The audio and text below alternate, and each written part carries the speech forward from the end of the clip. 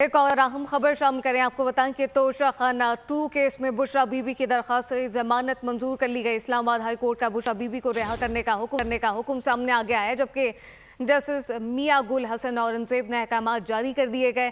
दरखास्त मंजूर कर ली गई है। इस मुताल्लिक आपको बताएं कि तोशा खाना 2 केस में बुशरा बीबी की दरखास्त जमानत मंजूर कर ली गई।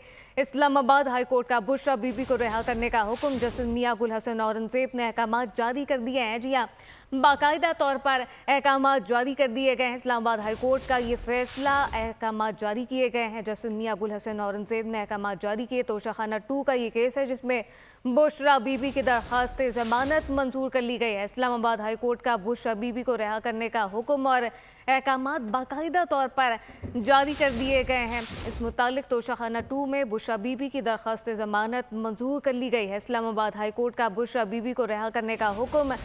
आपको ये भी बताएं कि तोशा खाना 2 केस में बुशरा बीबी की दरखास्त से जमानत अब मंजूर कर ली गई है। रिहा करने के बाकायदा तौर पर अहकाम जारी कर दिए गए। इस्लामाबाद हाई कोर्ट का बुशरा बीबी को रिहा करने का हुक्म सामने आ गया है। सब्सक्राइब करें और बेल दबाएं ताकि कोई खबर रह न जाए।